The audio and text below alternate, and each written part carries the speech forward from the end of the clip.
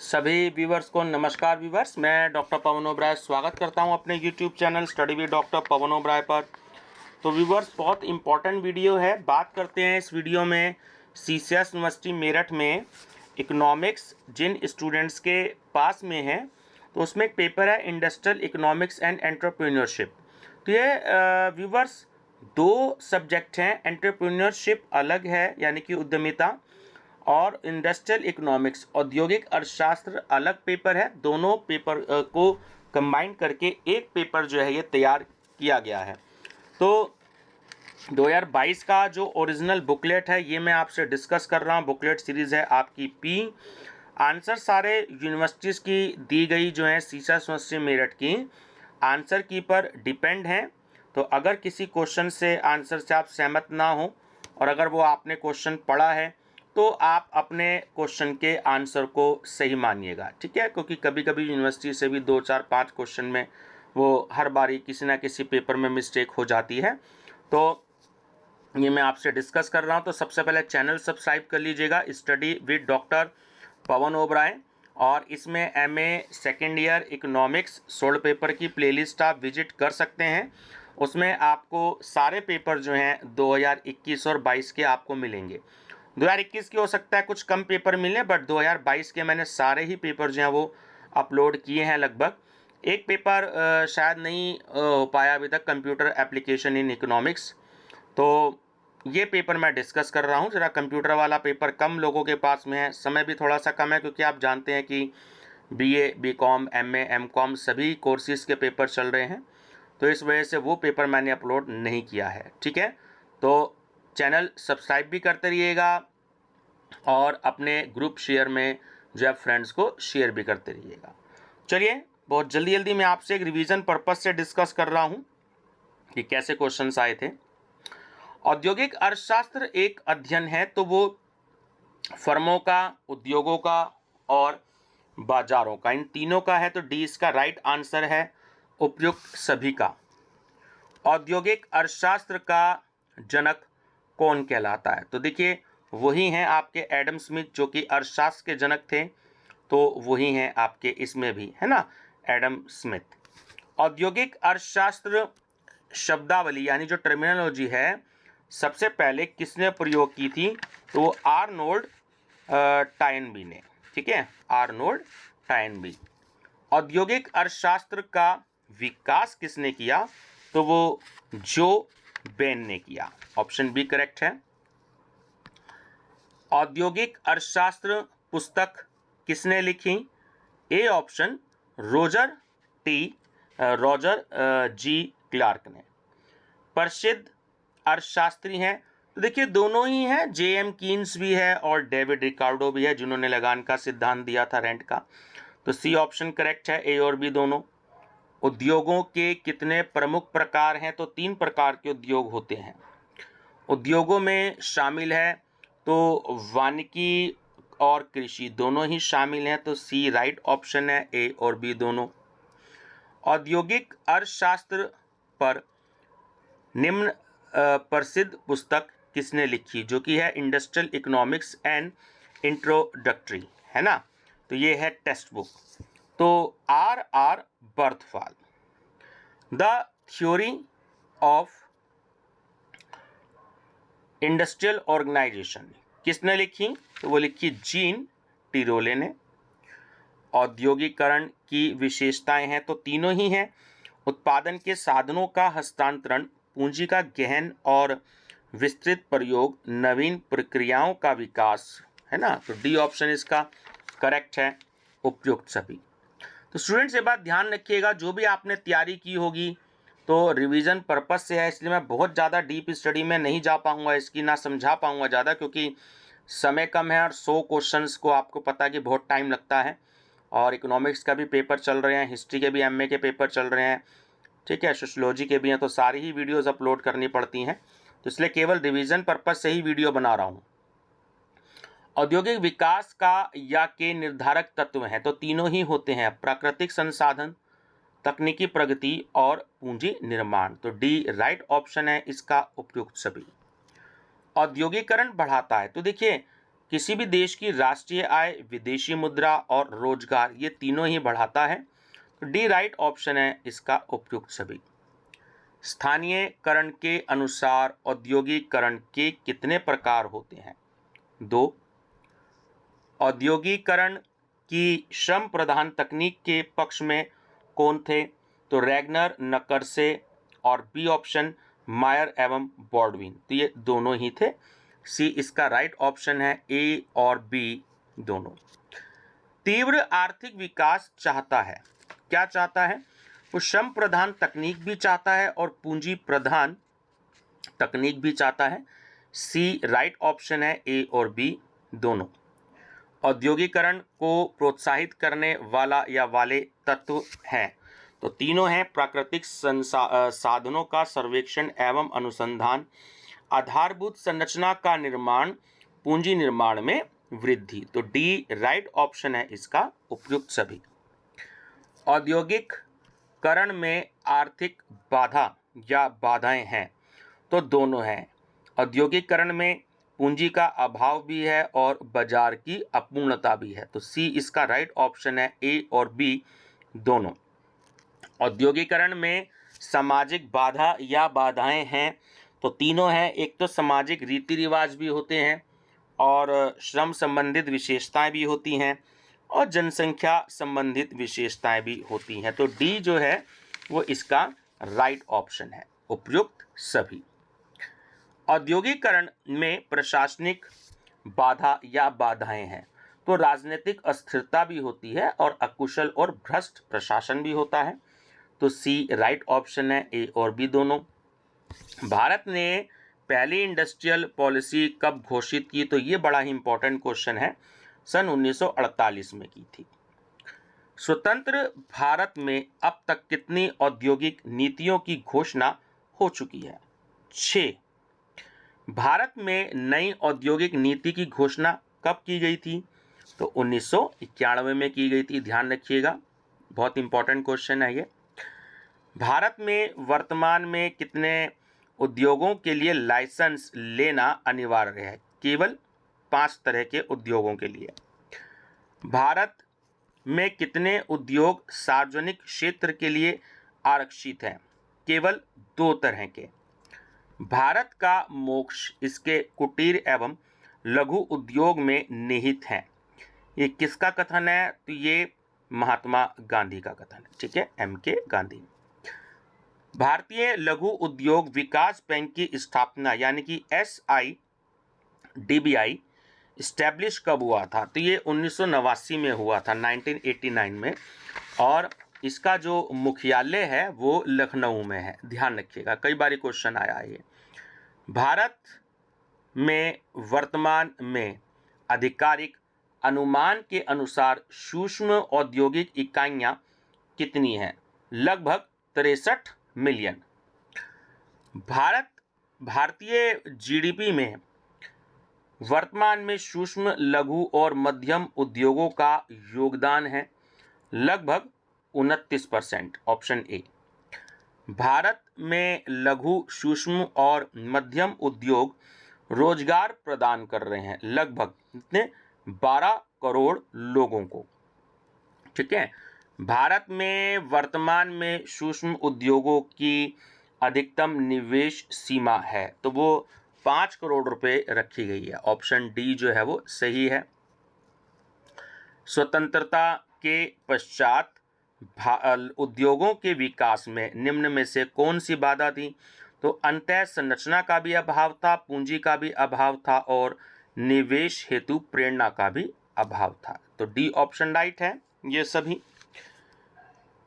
1951 से 90 की अवधि में विकास रणनीति केंद्रित थी, तो केवल आयात प्रतिस्थापन पर थी और सार्वजनिक क्षेत्र के उद्यमों की अग्रगामी भूमिका पर थी, तो डी ऑप्शन राइट है, ए और सी दोनों। 1951 से 90 के दौरान विकास की व्यू रचना का महत्व खत्म हो गया, तो इसका कारण यह है कि सार्वजनिक क्षेत्र के उपक्रमों की अकुशलता के कारण, तो इसका ऑप्शन जो ए है वो राइट है। निम्नलिखित में से कौन सा कथन सही नहीं है? नहीं पूछ रहा है आपसे, तो डी जो है वो इसका राइट ऑप्शन है कि औद्योगिक वस्तुओं की तुलना में कृषि वस्तुओं की दशा में मांग की आय लोच अधिक होती है। ठीक है। चैंपियंस एक प्रौद्योगिकी मंच का प्रारंभ कब हुआ? तो लेटेस्ट क्वेश्चन है, ध्यान रखिएगा, जून 2020 में हुआ। चैंपियंस एक प्रौद्योगिकी जून 2020 में। कृषि के बाद कौन सा उद्योग सर्वाधिक रोजगार सृजित करता है? तो वो करता है टेक्सटाइल का, यानी कि कपड़ों का, है ना। भारत में वर्तमान में कितनी महारत्न कंपनियां हैं? तो इस समय भारत में 10 महारत्न कंपनियां होती हैं। भारत में वर्तमान में कितनी नवरत्न कंपनियां हैं? तो 14 कंपनियां हैं ठीक है, इस समय। कौन सी महारत्न कंपनी नहीं है इनमें से? तो जो BEL है वो नहीं है, बाकी NTPC, ONGC और CIL हैं। सरकार ने मिनी रत्न स्कीम कब प्रारंभ की थी? तो सन 1997 में की थी, 1947 में। मिनी रत्न कंपनियों के कितने वर्ग हैं? 2।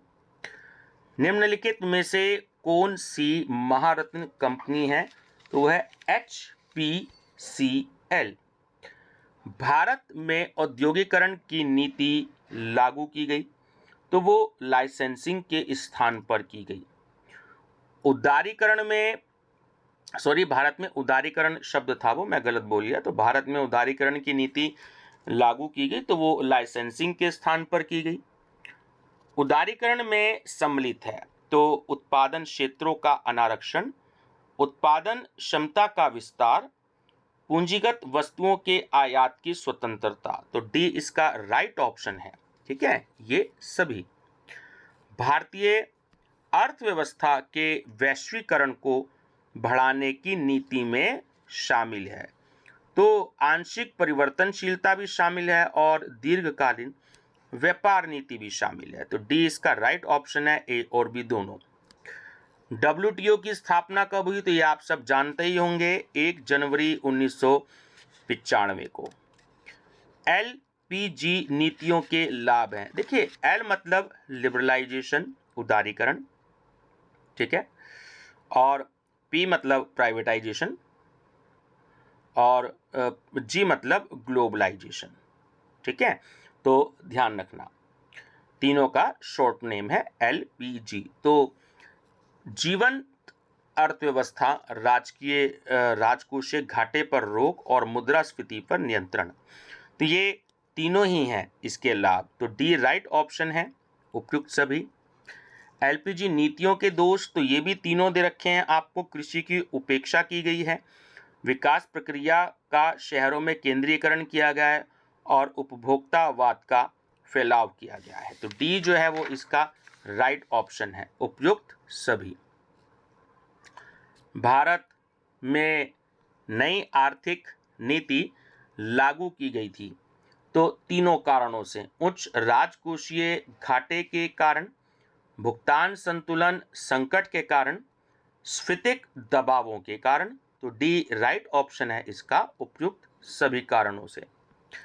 रिजर्व बैंक ने लघु वित्त बैंकों को अनुमोदन प्रदान करने का निश्चय कब किया? वो किया सन 2014 में। ठीक है, ध्यान रखेंगे। मुद्रा बैंक जो था वो कब प्रारंभ हुआ? ये भी बहुत इंपॉर्टेंट क्वेश्चन है, सन 2015 में।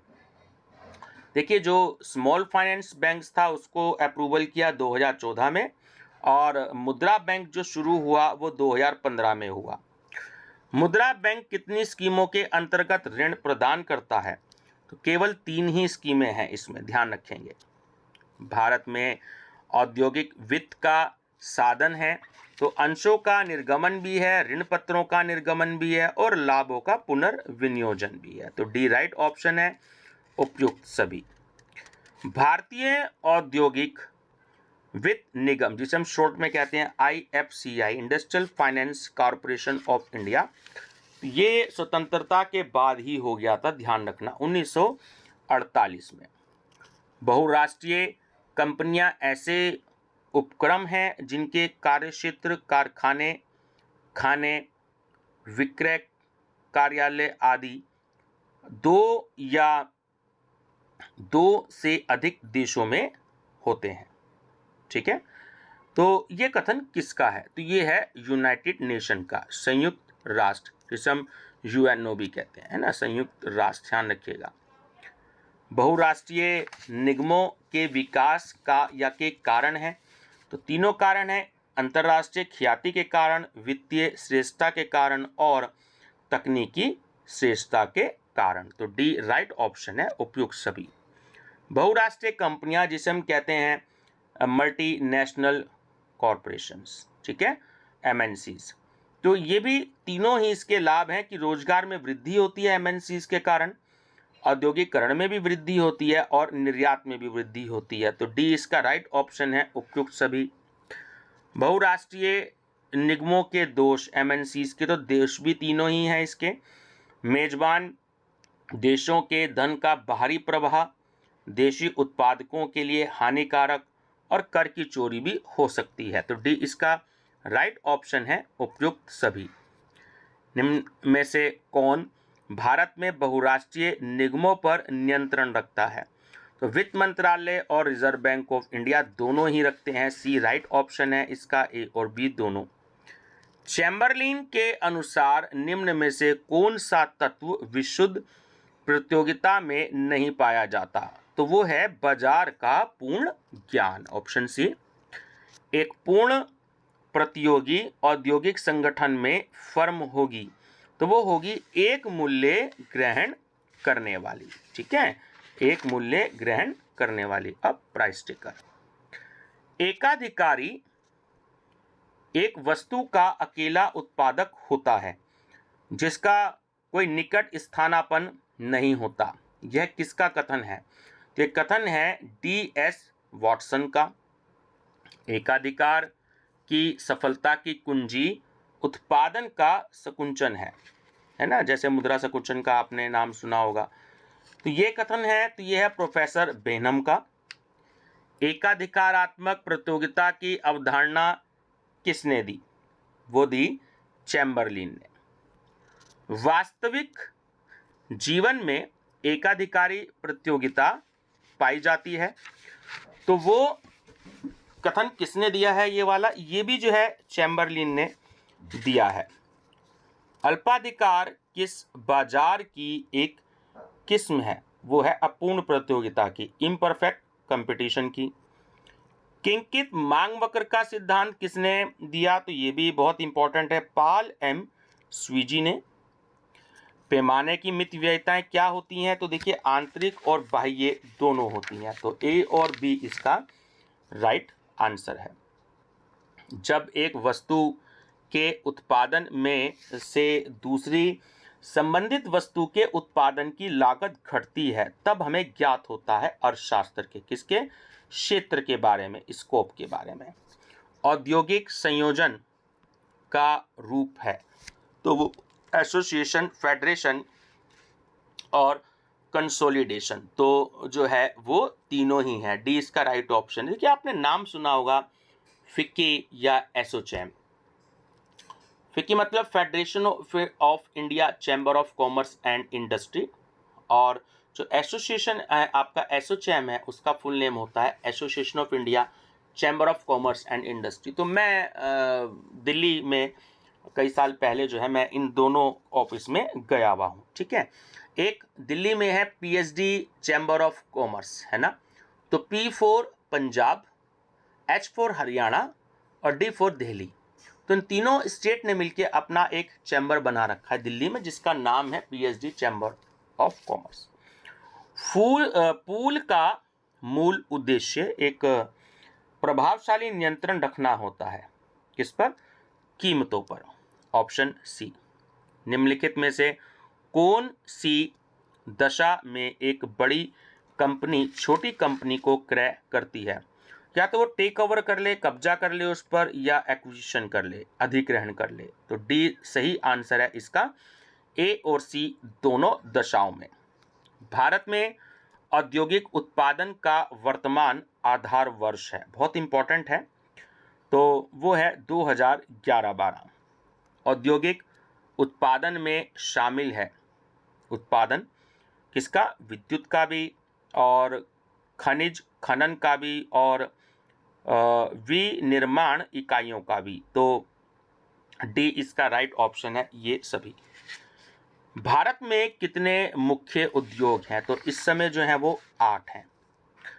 औद्योगिक उत्पादन के समंक कौन प्रकाशित करता है, तो NSO करता है, नेशनल स्टैटिस्टिकल ऑफिस, राष्ट्रीय सांख्यिकी कार्यालय।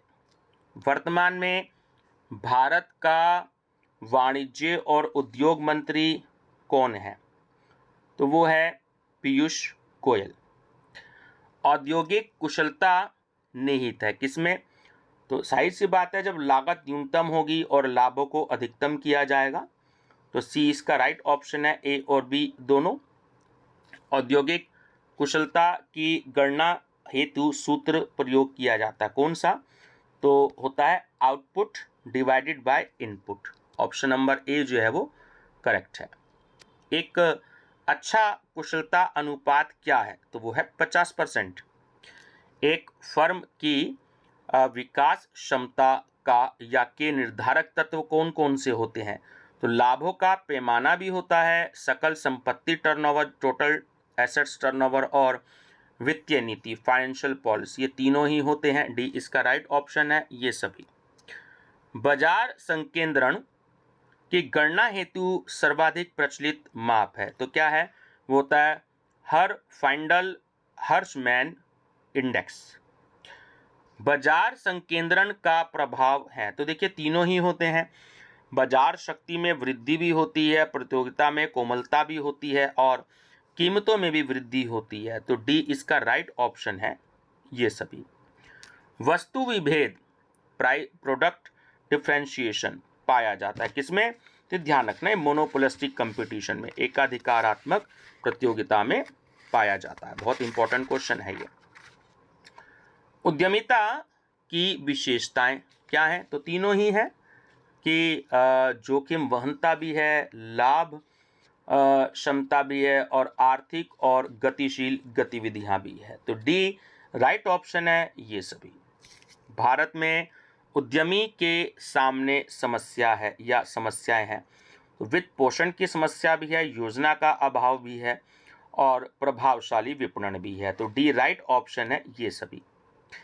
एक उद्यमी की विशेषताएं हैं, तो जुनून भी होना चाहिए उसमें और जो है विश्वास भी होना चाहिए, तो सी राइट ऑप्शन है, ए और बी दोनों। उद्यमी के प्रकार, तो देखिए तीनों ही हैं, लघु व्यापार का भी हो सकता है, मापनीय शुरुआती व्यवसाय भी हो सकता है और बड़ी कंपनी भी हो सकती है, तो डी राइट ऑप्शन है ये सभी। एक उद्यमी का कार्य है, तो तीनों कार्य हैं, पहल करना और साधनों की व्यवस्था करना और निर्णय लेना, तो डी राइट ऑप्शन है इसका ये सभी। भारतीय उद्यमिता विकास संस्थान स्थापित हुआ था, ये भी बहुत इंपॉर्टेंट है, 1983 में हुआ था। उद्यमिता विकास कार्यक्रम में कौन सी संस्थाएं या संस्था लगी है, तो दोनों संस्थाएं लगी हुई हैं, institute of rural management and administration और national institute for entrepreneurship and small business development, तो सी राइट ऑप्शन है इसका, ए और बी दोनों। उद्यमिता के उद्भव को प्रमाणित करने वाले तत्व या करने वाला तत्व है, तो श्रम भी है, कच्चा माल भी है और शिक्षा भी है, तो डी इसका राइट ऑप्शन है ना ये सभी। सर्वाधिक उद्योगों वाला भारतीय राज्य, तो जीके का भी क्वेश्चन है एक तरीके से, तो सबसे ज़्यादा जो उद्योग हैं, इंडस्ट्रीज हैं, वो तमिलनाडु में है।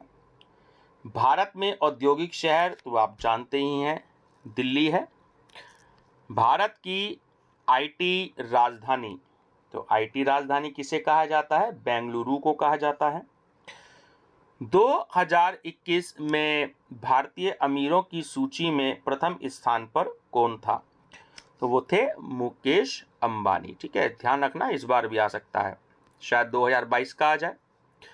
उत्तर प्रदेश का आईटी केंद्र कौन सा है? तो देखिए नोएडा है। अगर आपसे ये आईटी राजधानी पूछा जाए तो बेंगलुरु, और उत्तर प्रदेश का जो आईटी केंद्र है वो है नोएडा, ध्यान रखेंगे। कर्मचारी भविष्य निधि जो एम्प्लॉयज प्रोविडेंट फंड है वो स्कीम कब शुरू हुई? 1952 में हुई। एक नया उद्यमी वित्त प्राप्त कर सकता है तो मित्रों और परिवार से भी, बैंकों से भी और क्रेडिट कार्ड से भी। तो डी इसका राइट ऑप्शन है, उपयुक्त सभी। तो व्यूअर देखिए 26 मिनट की लगभग वीडियो हो चुकी है। बहुत आराम से और स्लो समझाया क्योंकि क्वेश्चंस के ऑप्शन बड़े छोटे छोटे थे। ठीक है, तो बस प्रयास यही है आप तक वीडियो पहुंचे, और फ्यूचर में जो है आप ये वीडियो अपने दोस्तों में शेयर कर सकते हैं, या प्लेलिस्ट विजिट करके एमए इकोनॉमिक्स सॉल्व पेपर की अपना टीजीटी पीजीटी का पेपर जो दें, बीएड एंट्रेंस का दें, एनटीए नेट का दें, या केंद्रीय विद्यालय का दें। तो ये सारी आपके जो एमसीक्यूज़ है, यानी जो प्लेलिस्ट है, या आप लोगों ने अगर मुझसे पीडीएफ परचेज की हुई है तो आपको बहुत ही ज़्यादा हेल्प करेंगी। ठीक है व्यूवर्स, बने रहिएगा चैनल पर study with doctor Pavan Oberoi पर, और मेरी तरफ से आप सभी को best of luck. Thank you.